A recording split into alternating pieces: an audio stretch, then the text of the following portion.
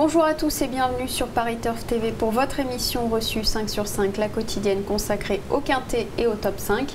Aujourd'hui, pour m'accompagner, je reçois Alexandre de Koopman. Bonjour Alexandre. Bonjour Lucie, bonjour à tous.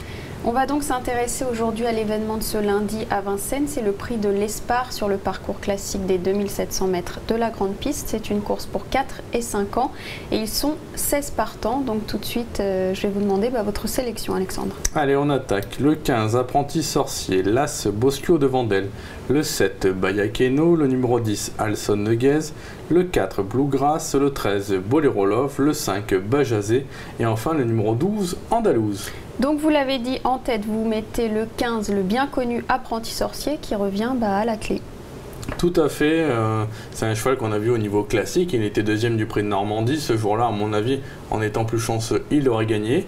Il était déféré des postérieurs pour la première fois, là du coup Pierre Lévesque réédite l'expérience au trot attelé et d'ailleurs il nous a déclaré que c'est dans cette discipline qu'il le préférait. Ouais. Donc ça laisse augurer quand même un très bon meeting d'hiver pour lui.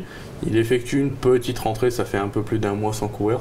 Maintenant, je serais quand même surpris que Pierre Lévesque n'ait pas préparé ce bel engagement avec une certaine minutie qu'on lui connaît. C'est vrai qu'au gain, en plus, il est très bien engagé. Tout à fait, il est confirmé sur les 2007 de la grande piste. Je pense que c'est vraiment un cheval qui va monter les échelons encore au fil des semaines et puis pourquoi pas atteindre un excellent niveau.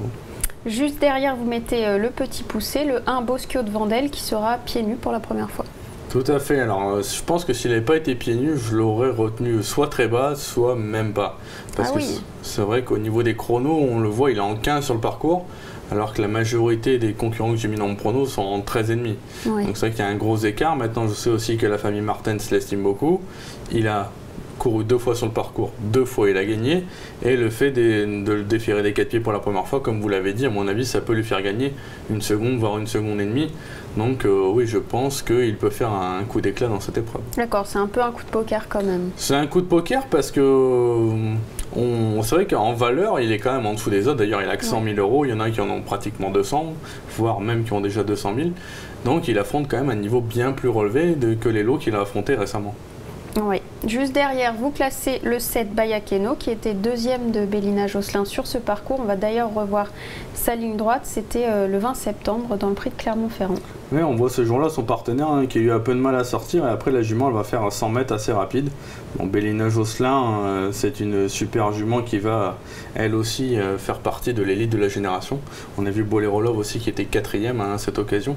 Et cette Bayakeno, elle a fini certes deuxième de Bélina Josselin, mais elle a terminé aussi deuxième d'une certaine Billy de Montfort. Oui. Donc Billy de Montfort, c'est vrai que c'est la meilleure femelle dans cette promotion-là. C'est une jument qui sait terminer très vite ses parcours. Elle retrouve Eric Raffin qui la connaît parfaitement.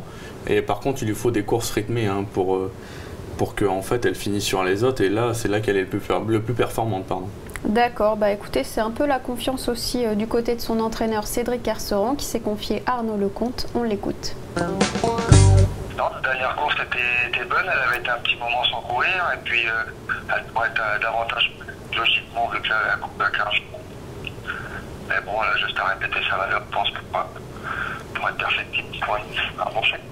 Un bon chèque dans les 5, vous seriez déçu si elle n'y était pas? Ouais, je pense qu'elle est capable d'être dans les 5. Vous seriez également déçu si elle n'était pas dans les 5. Oui, tout à fait. Je pense que c'est une bonne base. La dernière fois, elle est malchanceuse sur la petite piste. Elle a malgré tout bien fini. 2007, elle est encore mieux. Non, je pense que c'est un très bon point d'appui. Bon, troisième base. Donc, juste derrière, vous classez le 10 Alson Neguez qui, lui, a désormais 3 parcours dans les jambes. C'est vrai, 3 parcours dans les jambes. Si on se penche un peu sur ses chronos, il a déjà trotté 13,4 sur le parcours qui nous intéresse.